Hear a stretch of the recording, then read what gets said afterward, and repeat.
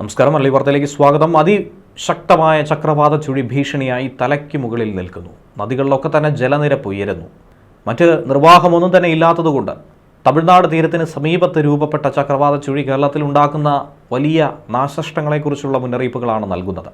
മഴ കേരളത്തിൽ വീണ്ടും ശക്തമാകും. ബംഗാൾ ഉൾക്കടലിന് മുകളിലാണ് ചക്രവാത ചുഴി രൂപപ്പെട്ടിരിക്കുന്നത്. ഇക്കാരണത്താൽ കേരളത്തിൽ അടുത്ത 5 ദിവസം നേരിയ ഇടത്തരം മഴയ്ക്കുള്ള സാധ്യതയുണ്ടെന്നും കേന്ദ്ര കാലാവസ്ഥാ വകുപ്പ് മുന്നറിയിപ്പ് നൽകുന്നുണ്ട്. ഓഗസ്റ്റ് 5, 6 തീയതികളിൽ ഒറ്റപ്പെട്ട അതിതീവ്ര മഴയ്ക്കും ഓഗസ്റ്റ് 4, 5, 6, 7 തീയതികളിൽ ഒറ്റപ്പെട്ട അതിശക്തമായ മഴയ്ക്കും സാധ്യതയുണ്ടെന്നാണ് കേന്ദ്ര കാലാവസ്ഥാ വകുപ്പ് പറയുന്നത്. റെഡ് അലേർട്ട് മുതൽ ഓറഞ്ച്, യെല്ലോ അലേർട്ട് വരെ പ്രഖ്യാപിച്ചു കഴിഞ്ഞിരിക്കുന്നു. അടുത്ത 3 മണിക്കൂറിൽ പ്രത്യേകം ശ്രദ്ധിക്കേണ്ടത് കേരളത്തിലെ പത്തനംതിട്ട, ഇടുക്കി, എറണാകുളം, മലപ്പുറം, വയനാട് ജില്ലകളിൽ ഒറ്റപ്പെട്ട ഇടങ്ങളിൽ ഇടിമിന്നലോടുകൂടിയ നേരിയതോ ഇടത്തരം മഴയ്ക്കോ സാധ്യതയുണ്ട്. മണിക്കൂറിൽ 40 കിലോമീറ്റർ വരെ വേഗതയിൽ ശക്തമായ കാറ്റിനും സാധ്യതയുണ്ട്. അതുപോലെ കൊല്ലം, ആലപ്പുഴ, കോട്ടയം, കോഴിക്കോട്, കണ്ണൂർ, കാസർഗോഡ് ജില്ലകളിൽ ഒറ്റപ്പെട്ട ഇടങ്ങളിൽ നേരിയ മഴയ്ക്കും മണിക്കൂറിൽ 40 കിലോമീറ്റർ വരെ വേഗതയിൽ ശക്തമായ കാറ്റിനും സാധ്യതയുണ്ടെന്നും കേന്ദ്ര കാലാവസ്ഥാ വകുപ്പ് പറയുന്നു. ഇന്ന് പത്തനംതിട്ട, ആലപ്പുഴ, കോട്ടയം, ഇടുക്കി, എറണാകുളം, തൃശൂർ ജില്ലകൾക്ക് ഓറഞ്ച് അലേർട്ട് പ്രഖ്യാപിച്ചിട്ടുണ്ടായിരുന്നു.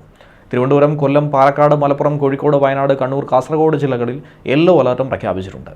ഒട്ടുമിക്ക എല്ലാ ജില്ലകളിലും മഴ പെയ്യുമെന്ന മുന്നറിയിപ്പ് കഴിഞ്ഞ ദിവസം തന്നെ നൽകിയിട്ടുണ്ടായിരുന്നു. കേരളത്തിൽ അതിതീവ്ര മഴയ്ക്ക് സാധ്യത ഉള്ളതുകൊണ്ട് തന്നെ കേന്ദ്ര കാലാവസ്ഥാ വകുപ്പ് പല ജില്ലകളിലായി റെഡ് അലേർട്ട് അടക്കം പ്രഖ്യാപിച്ചിട്ടുണ്ട്.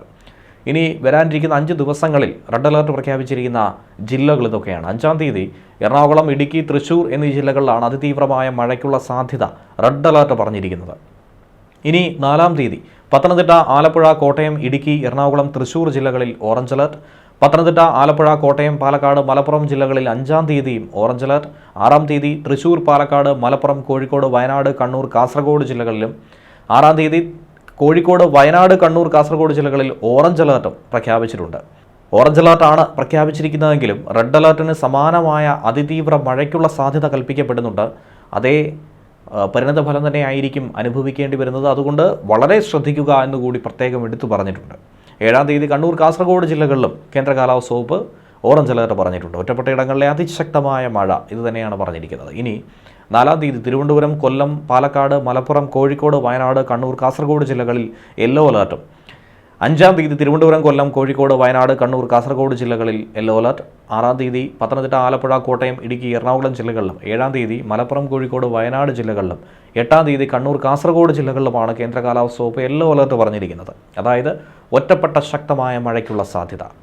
അതിതീവ്ര മഴ എന്നുള്ളത് വലിയ അപകടങ്ങൾ സൃഷ്ടിച്ചേക്കും. ഏറ്റവും കുറഞ്ഞ സമയം കൊണ്ട് വലിയ മഴയുണ്ടാകുന്ന ഒരു പ്രവണത അതാണ് പ്രതീക്ഷിക്കുന്നത്. മലവെള്ളപ്പാച്ചിലും മിന്നൽ പ്രളയങ്ങളും ഒരുപക്ഷെ ഇത് സൃഷ്ടിച്ചേക്കും. നഗരപ്രദേശങ്ങളിലും പൊതുവെ താഴ്ന്ന ഇടങ്ങളിലും വെള്ളക്കെട്ട് രൂപപ്പെടാനും സാധ്യത കൂടുതൽ.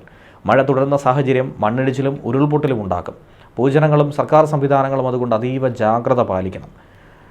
അതേസമയം ജലനിരപ്പ് അപകടകരമായ രീതിയിൽ ഉയരുന്നത് കൊണ്ട് തന്നെ കേന്ദ്ര ജല കമ്മീഷൻ ചില നദികളിൽ യെല്ലോ അലേർട്ട് പ്രഖ്യാപിച്ചിട്ടുണ്ട്. ഇടുക്കി, തൊടുപുഴ, മണക്കാട് സ്റ്റേഷനിലും, എറണാകുളം, മൂവാറ്റുപുഴ, കക്കടശ്ശേരി, തൊടുപുഴ സ്റ്റേഷനിലും, പത്തനംതിട്ടയിൽ അച്ചൻകോവിൽ, കല്ലേലി, കോന്നി GD സ്റ്റേഷൻ പരിധിയിലും യെല്ലോ അലേർട്ട് നദികളിൽ പറഞ്ഞിട്ടുണ്ട്. ഒരു കാരണവശാലും നദികളിൽ ഇറങ്ങാനോ നദി മുറിച്ച് കടക്കാനോ ജനങ്ങൾ ശ്രമിക്കരുത്. അത് പാടില്ല.